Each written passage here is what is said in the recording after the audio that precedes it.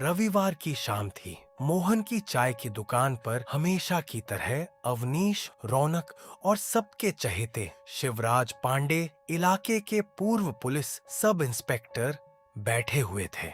रक्षाबंधन का दिन था, इसीलिए दुकान पर भी त्योहार की ही बातें चल रही थीं।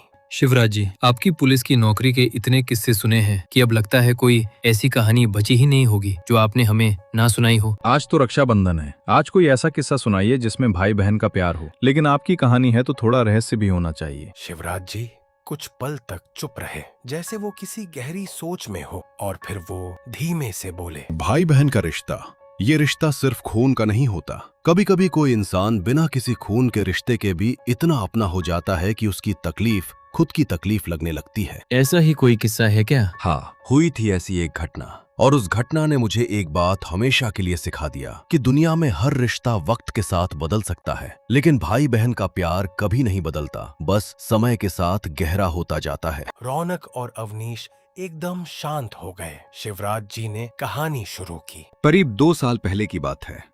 मेरी पोस्टिंग बिलासपुर नाम के एक गांव में थी। गांव बिल्कुल वैसा था जैसा पुराने समय में गांव हुआ करते थे। बिजली की सुविधा बहुत कम थी, कच्चे रास्ते थे, चारों तरफ खेत और दूर तक फैला जंगल। गांव के आखिरी छोर पर एक पुराना मकान था जहां मेरे रहने का इंतजाम किया गया था। मेरे लिए खाना बनाने का काम गांव का ही एक आदमी करता था, रमेश। वो बहुत सीधा आदमी था, लेकिन एक बात को लेकर वो हमेशा परेशान रहता था। रात के समय मैं अकेला बाहर निकलता था तो उसे बिल्कुल अच्छा नहीं लगता था। एक रात खाना देते हुए उसने कहा, साहब एक बात कहूँ? हाँ रमेश बोलो। वो कुछ झिझकते हुए बोला, साहब कोशिश किया कीजिए कि रात में घर से बाहर मत निकला कीजिए। गांव के आसपास कुछ लोग गलत काम करते हैं, तस्करी, जुआ सट्टा, बहुत कुछ चलता है। आपने पिछले कुछ दिनों में उनके खिलाफ कार्रवाई की है ना? पुलिस का काम ही है अपराध रोकना। जानता हूँ साहब, लेकिन वो लोग आपको पसंद नहीं करते। तुम चिंता मत करो, जब तक वर्दी मेरे शरीर पर है मुझे किसी से डरने की जरूरत नहीं। रमेश ने कोई जवाब नहीं दिया। करीब 1 हफ्ते बाद की बात है।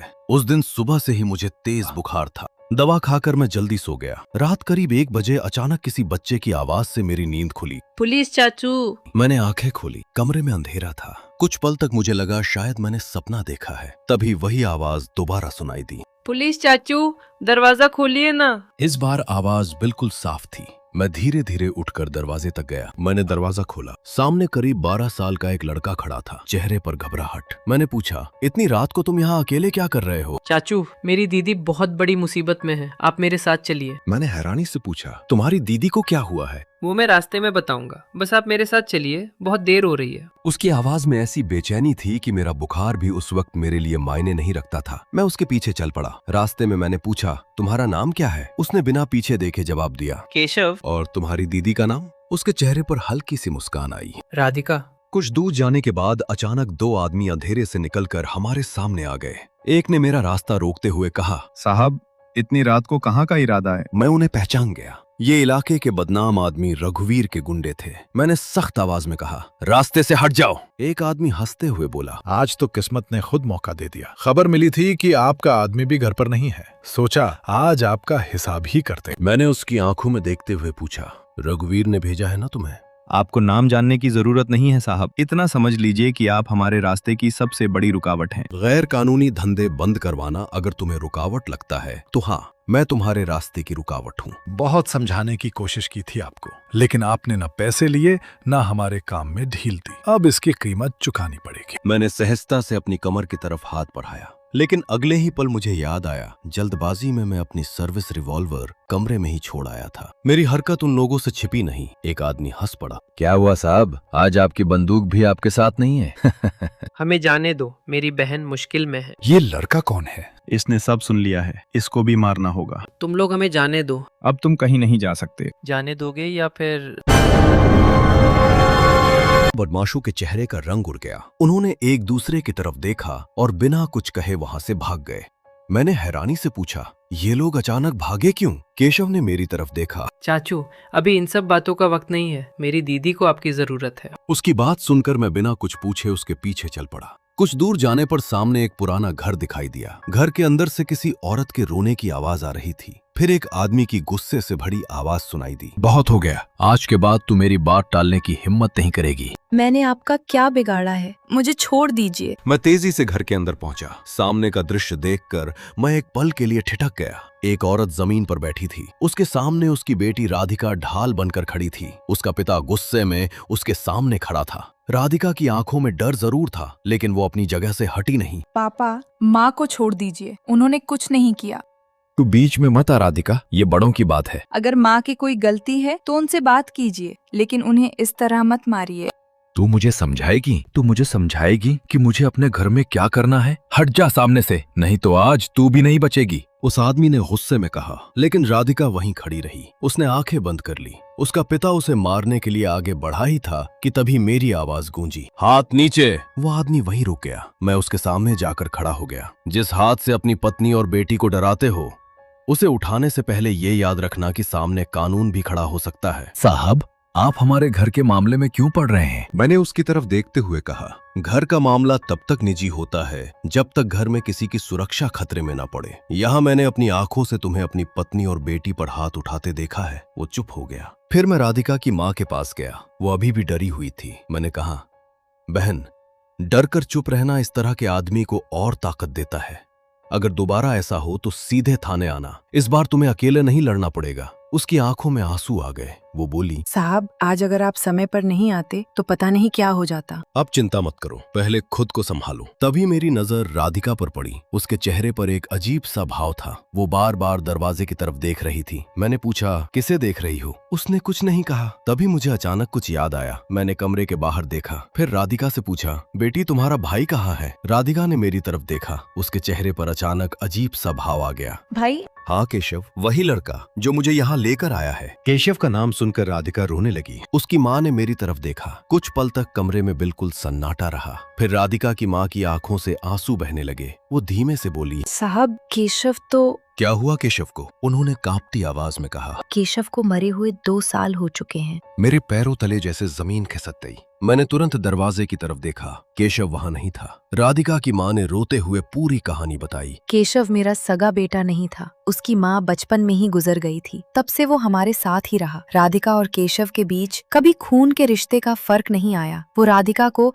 अपनी सगी बहन से भी बढ़कर मानता था। राधिका उसकी पूरी दुनिया थी और राधिका भी केशव से बहुत प्यार करती थी। वो दोनों हमेशा साथ में ही रहते थे। दोनों एक दूसरे का बहुत ख्याल रखते थे। वो कुछ पल रुकी, फिर उनकी आवाज कांपने लगी। 2 साल पहले की बात है। उस रात भी मेरे पति ने मुझे मारना शुरू कर दिया था। राधिका मुझे बचाने के लिए बीच में आ गई थी और केशव अपनी बहन के आगे खड़ा हो गया। उसने अपने पिता से सिर्फ इतना कहा था, बाबा, दीदी को मत मारिए। अगर आप इतने नाराज हैं तो मुझ पर गुस्सा निकाल लीजिए, लेकिन मेरी दीदी को कुछ मत कीजिए।